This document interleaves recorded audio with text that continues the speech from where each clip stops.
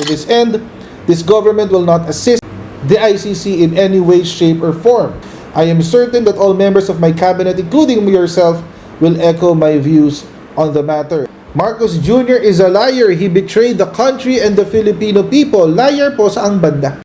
Ang ipinangako ay, this government will not assist the ICC in any way, shape, or form. Nag-assist ba tayo sa ICC pagdating sa investigasyon ng ICC? Nag-assist po ba si PBBM? Tinulungan ho ba niya ang ICC na mangalap ng ebidensya laban kay Rodrigo Duterte? Yun ho kasi yun eh. Tinatawag nila kanina, si PBBM ay isang sinungaling, isang traidor. Bakit? Kasi meron dong sulat na nangangako si PBBM na hindi siya makikipagtulungan sa ICC. At dahil dyan, ngayon na inaresto ng Interpol si Rodrigo Duterte at siya ay dinala sa ICC, ay napatunayan na isang sinungaling at traidor si President Bongbong Marcos Jr. Ito ho yung balita ni Politico. Sulat sa tubig, Marcos's ICC promise to Sara fizzles with Rodi Duterte's arrest. President Ferdinand Marcos Jr. assured Vice President Sara Duterte in writing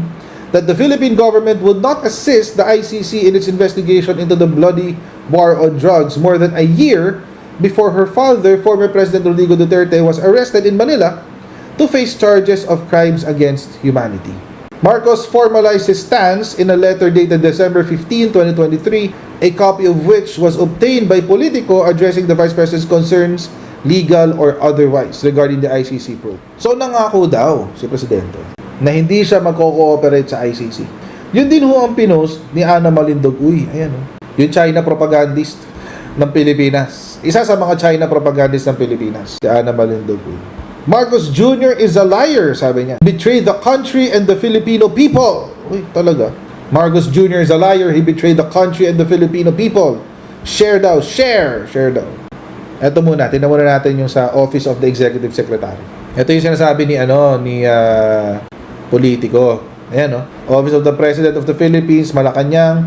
Office of the Executive Secretary, December 15, 2023, Vice President Sara Zimmerman Duterte. Sabi kay Sara Duterte, I am pleased to transmit the attached letter dated 15 December 2023, signed by the President regarding the government's position on the investigation to be conducted by the ICC into the previous administration's war on drugs. For VP's reference and information. Best regards, Lucas Bersamin.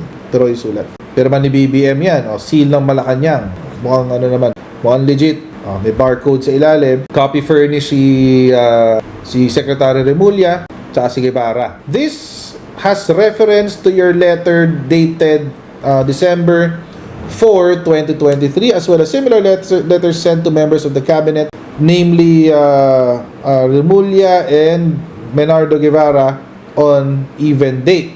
With respect to your concerns, legal or otherwise, on the investigation to be conducted by the ICC into the previous administration war on drugs, I remain steadfast in my resolve that the jurisdiction of the ICC over the Republic of the Philippines, over the effectivity of its withdrawal therefrom, is very much in question. To this end, this government will not assist the ICC in any way, shape, or form.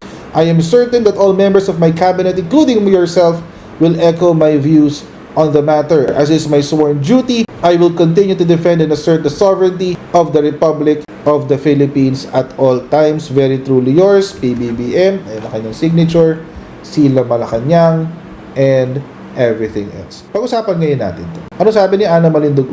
Marcos Jr. is a liar. He betrayed the country and the Filipino people. Liar po sa ang banda. Paano ho niya tinraidor ang bansa at ang mga sambayan ng Pilipino? Ano ho ba ang ipinangako? Ang ipinangako ay, this government will not assist the ICC in any way, shape, or form. Nag-assist ba tayo sa ICC pagdating sa investigasyon ng ICC? Nag-assist po ba si PBBM? Tinulungan ho ba niya ang ICC na mangalap ng ebidensya laban kay Rodrigo Duterte? Yun ho kasi yun eh. Kapag sinabi nyo ho, mga kotsero, na mag-a-assist ang Pilipinas sa ICC pagdating sa investigasyon laban kay Rodrigo Roa Duterte dahil sa kanyang war on drugs, ibig sabihin, uutusan ng Pangulo ang ating Executive Department, ang PNP, ang SOLGEN, ang ating DOJ, iimbestigahan yan. At lahat ng records na makukuha natin, ipapadala natin sa ICC. Do you know yung cooperate? Oh, syempre may mga DDS na magsasabi, yung pagpapaaresto sa kanya, yung pag-implement ng warrant of arrest, hindi ba choice ni Bongbong Marcos? Hindi ba yun pagtulong, pag-cooperate sa ICC?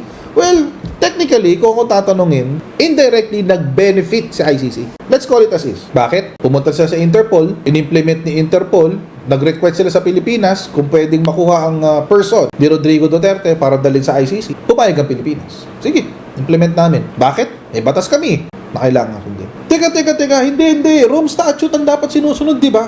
Nakasulat sa ICC. Rome Statute, Article 59. Sabi ng mga DDS. Mali, violation yung kanyang pagkaka-aresto dahil sa Article 59 ng ICC.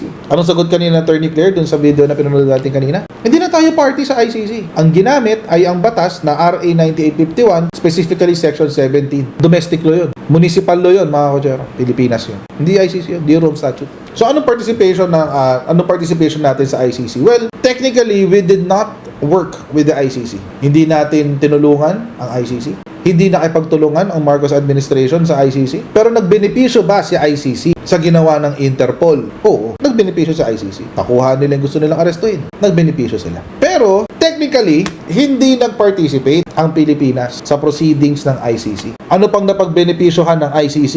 Yung Quadcom hearings. Napagbenepisyohan yan ng ICC. For sure, nagsalita na po ang ating mga congressmen sa 19th Congress. Kapag hiningi ng ICC lahat ng testimonya, dokumento na kanilang nakuha, ibibigay nila. Nagbenepisyo sa ICC. Pero does it mean na nag-participate ang Pilipinas sa ICC? No. Bakit? Paano nagbenepisyo lang siya? Pero bakit hindi nag-participate? Because ang Quadcom was an investigation in aid of legislation na gumawa ng batas para mapigilan ang extrajudicial killings. To wit, mga kochero, nakagawa na ng sinasabi ni Congressman Barbers, at least 35 laws were drafted or laws are being amended para mapigilan ang paglaganap ng extrajudicial killings. Nagbenepisyo ba si ICC diyan sa hearing in aid of legislation ng ating Kamara de Representante sa Quadcom? Oo, nagbenepisyo si ICC. Pero did our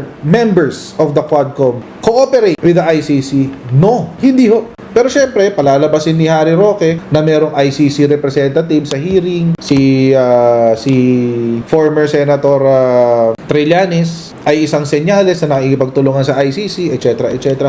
Whatever the case may be, those are, conjectures. Ano lang yun? Mga akusasyon lang nila yun. Suspicions lang nila yun. Haka-haka. But those are not facts. Bakit nandoon si Trillanes sa Kamara de Representante sa Quadcom? Siya yung unang-unang nag-file ng kaso, 2017, sa ICC. Kasama niya si Jude Sabio, God rest his soul. Yung mga biktima ng war on drugs, bakit nandoon? Sila yung biktima ng war on drugs eh.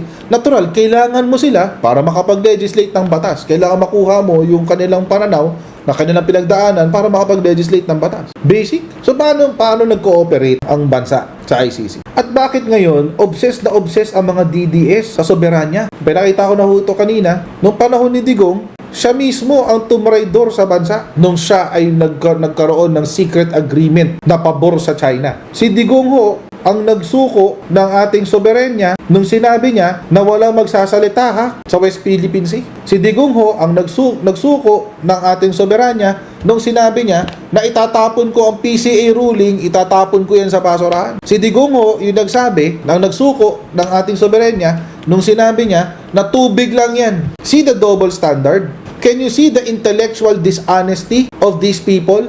Common yan sa mga DDS. Pinaglalaban nyo ngayon yung soberanya. Nung panahon ni Rodrigo Duterte, na ngayon ay nasa ICC, ibinebenta niya ang Pilipinas sa China, gustong gawing probinsya. Anong pagtatraidor? Dahil lang meron kayong nakitang sulat na sinasabi niya, hindi mag-a-assist sa ICC in any way, shape, or form. Ano nyo mga kochero? Hindi pa pwede magbagong isip ng Pangulo? Lahat naman tayo mga kochero noong 2023, including myself. Lahat po tayo noong 2023, iniisip natin, walang kasalanan si Digong. Pinagtatanggol ko pa si Sara Duterte during that time. Yan, December 15, 2023. Pati ako pinagtatanggol ko yung war on drugs